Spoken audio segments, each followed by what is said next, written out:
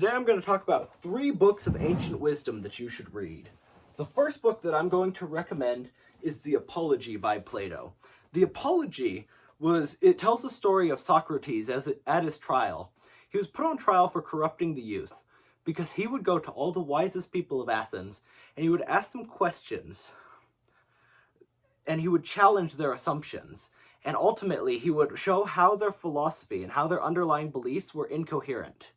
And this really made a lot of people mad. The reason he started doing this, as the Apology explains, is because he went to the Oracle of Delphi, and the Oracle of Delphi said to him that he was the wisest man in all of Athens.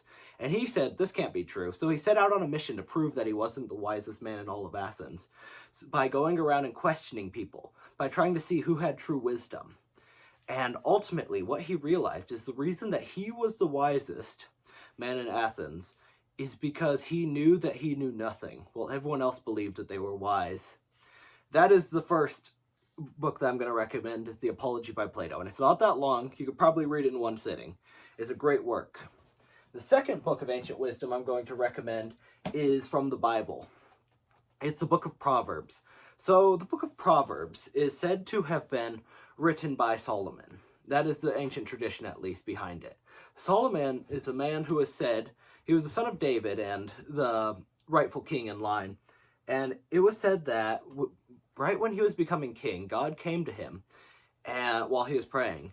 And God said to him, I will give you anything you ask of me. Just ask me and I will give it to you. And Solomon prayed for wisdom.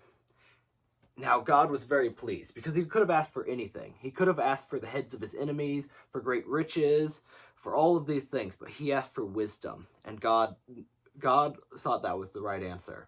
And God said that I will give you all of those things. I will give you the heads of your enemies. I will give you great wealth and great power because you asked for the right thing, because you asked for wisdom. Now, the book of Proverbs is said to have been written by that man. And it tells of these short proverbs. Now, proverbs are awesome because proverbs is a short saying. One of my favorites is, even a fool is esteemed wise if he keeps silent. I mean, what an excellent saying. I should probably follow that more often. But that is just, there's something about a proverb. A proverb can in one sentence or 1 or 2 sentences say what an entire paragraph or an entire chapter or even an entire book would say. It can say it in one sentence, and that's the power of a proverb. Of course, proverbs aren't as technical as we might want them to be in every situation, but they're just general great life principles, and that's what's excellent about the book of Proverbs. It's 30 chapters. You could read 1 chapter a day, and it's just excellent wisdom. Whether you're a Christian or a Jew, or if you're just an atheist, the wisdom is excellent. It's great wisdom from ancient times, and it's one of the greatest books of wisdom ever written. Now, the last book of ancient wisdom that I'm going to recommend is the Meditations by Marcus Aurelius. Marcus Aurelius was a Stoic philosopher. He's often called the Philosopher King because he was also the Roman Emperor. And Marcus Aurelius didn't intend to have this book published. It was just a personal journal of his, of personal wisdom that he had found. Now, I have a lot of problems with the Stoic philosophy in general, but as a whole, there's a lot of great wisdom to it, and there's a lot you can learn. So this would be the last book that I'd recommend. Now, these books of wisdom are all actually pretty short and really wouldn't take you all that long to read. The Meditations, I believe, is the longest, but I mean, if you read a chapter of Proverbs a day, you read the Apology over one sitting if you can. That's how I read it. I've read it a couple times, and I've almost always done it in one sitting, but it can be done in multiple if you don't have that reading patience built up yet.